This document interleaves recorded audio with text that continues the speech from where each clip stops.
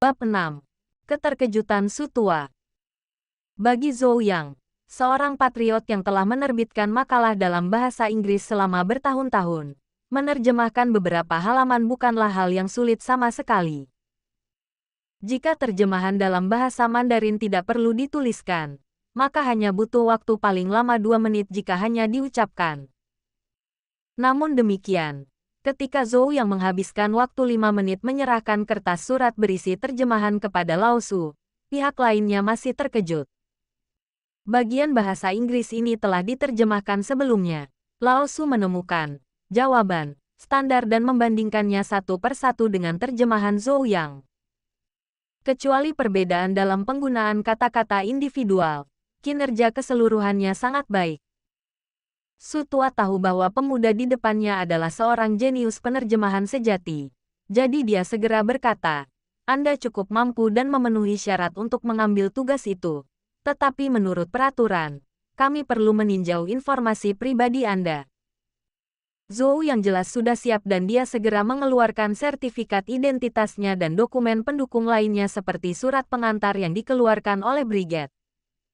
Sutua dengan hati-hati memeriksa informasi yang diserahkan Zhou Yang. Ketika dia melihat Zhou Yang adalah seorang pemuda terpelajar dari Beijing, dia tidak dapat menahan diri untuk bertanya, "Kamu dari Beijing, dan kamu datang ke tempat kami untuk bergabung dengan tim?" "Ya, saya bergabung dengan tim di Komune Tuanji, Kabupaten Yunsan."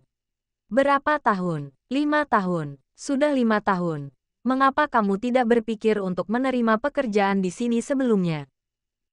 Zhou yang tersenyum dan berkata, "Pertama, saya tidak tahu ada pekerjaan seperti itu.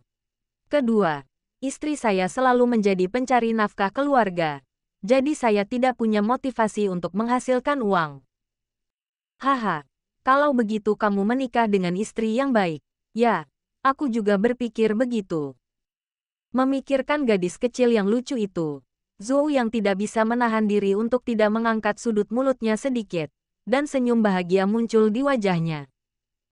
"Saya sudah memeriksa identitas Anda, dan semuanya baik-baik saja. Bagaimana jika Anda ingin mendapatkan pekerjaan itu? Apakah ada pilihan lain?" Zhou yang bertanya dengan bingung.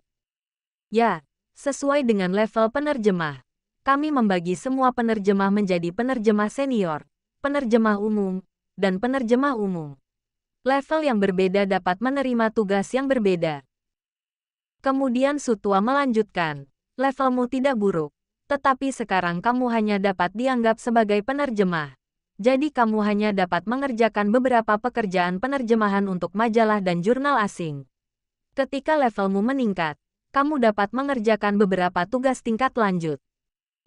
Saya mau tanya, royaltinya dihitung berapa? Dan bagaimana cara naik levelnya? Jika Anda menerjemahkan majalah atau jurnal, jika kurang dari 3.000 kata, akan dikenakan biaya per artikel, 5 yuan per artikel. Dan jika lebih dari 3.000 kata, akan dikenakan biaya 3 yuan per 1.000 kata.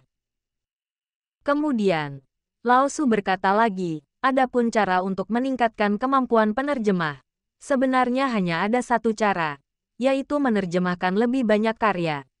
Apakah ada kriteria promosi tertentu? Jika Anda menerjemahkan lebih dari 10.000 kata dan tingkat akurasinya lebih dari 90%, Anda bisa menjadi penerjemah. Jika Anda menerjemahkan lebih dari 100.000 kata dan tingkat akurasinya lebih dari 95%, Anda bisa dipromosikan menjadi penerjemah. Jika Anda menerjemahkan lebih dari 1 juta kata dan tingkat akurasinya lebih dari 98%, Anda bisa dipromosikan menjadi penerjemah senior. Zhou yang mengangguk dan berkata, "Baiklah, carikan aku beberapa jurnal terlebih dahulu, sebaiknya yang terkait dengan industri atau matematika." Lao Su lalu mengeluarkan majalah yang cukup tebal dan berkata, "Ini adalah tugas terbaru dari atas. Kamu boleh mencobanya. Namun, jika kamu ingin membawa pulang buku itu untuk diterjemahkan, kamu harus membayar deposit sebesar 10 yuan."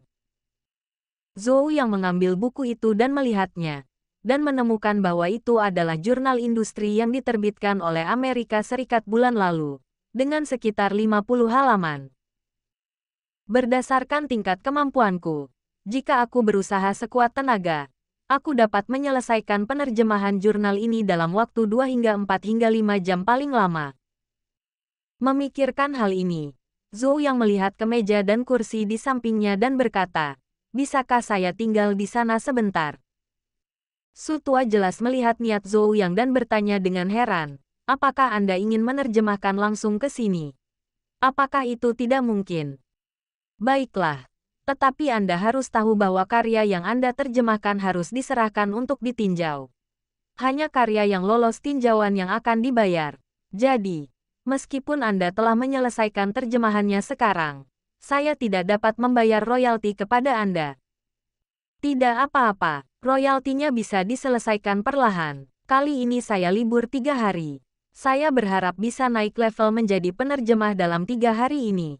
Setelah itu, saya bisa mengerjakan tugas yang lebih sulit di rumah."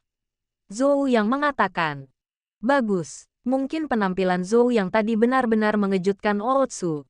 Jadi dia tidak hanya menyiapkan pena dan kertas tulis untuk Zhou Yang, tetapi juga menuangkan segelas air untuknya.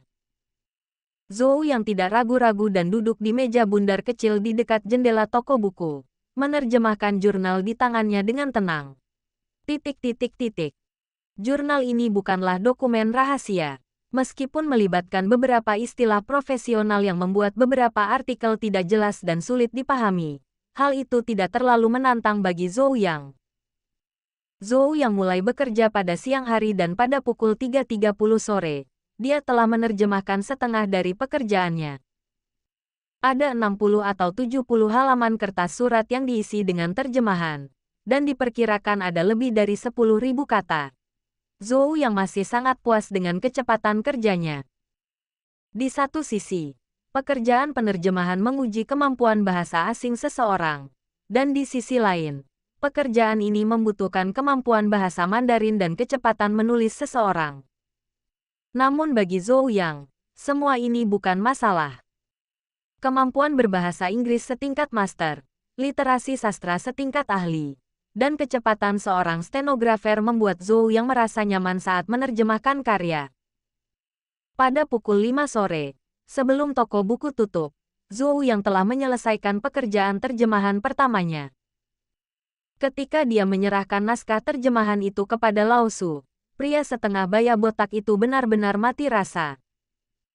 Dia pernah melihat penerjemah tingkat tinggi sebelumnya, tetapi ini adalah pertama kalinya dia melihat seseorang yang dapat menerjemahkan majalah hanya dalam 1 sore. Dia juga melihat dan menemukan bahwa akurasi terjemahan Zhou yang sangat tinggi. Kecepatan tinggi dan akurasi tinggi, bukankah ini bakat yang mereka butuhkan?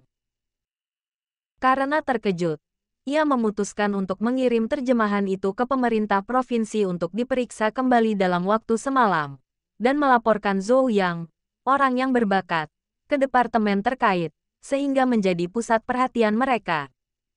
Tidak ada jalan lain. Saat ini, terdapat kekurangan yang parah terhadap talenta penerjemahan tingkat tinggi. Masing-masing adalah harta nasional dan tidak boleh diabaikan. Zhou yang tidak menyangka bahwa penampilannya yang mengagumkan telah menarik perhatian Lao Su. Pada saat ini, dia sedang memikirkan apa yang harus dilakukan selanjutnya. Ketika Zhou yang mendengar suara protes dari perutnya, dia teringat bahwa dia sudah hampir sehari tidak makan. Dia segera memutuskan untuk menenangkan perutnya terlebih dahulu. Di seberang toko buku Xinhua terdapat restoran milik negara, dan aroma makanan mencapai hidung Zhou yang dari jauh.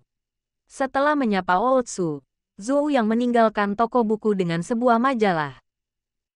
Ketika kami tiba di restoran milik negara itu, saat itu sedang jam makan siang dan ada cukup banyak orang yang datang dan pergi. Melihat potongan besar daging panggang di dapur, Zhou yang tidak bisa menahan rasa lapar. 2 hari terakhir ini, Zhou yang hanya makan roti kukus sayur atau bubur kentang di rumah. Dia hampir muntah karena makanan sehat itu, tetapi ketika dia melihat dagingnya, matanya membelalak. Namun, ketika saya memikirkan istri dan anak-anak saya di rumah makan makanan kasar sementara saya pergi ke restoran untuk makan ikan dan daging mewah, saya merasa sangat tidak manusiawi. Bahkan jika saya benar-benar ingin memakannya, saya harus membelinya dan memakannya bersama Liu Wei dan Baur. Setelah memikirkannya berulang kali, Zhou yang dengan enggan mengalihkan pandangannya dari daging babi panggang dan memesan semangkuk sup mie hangat. Meski hanya semangkuk mie vegetarian, mie ini tetap merupakan makanan lezat yang langka jika dibandingkan dengan biji-bijian kasar dan sayur-sayuran liar di pedesaan. Lagi pula, dia sudah lapar seharian dan sudah sangat lapar. Zhou yang menghabiskan semua makanan, termasuk sup, dalam satu tarikan napas.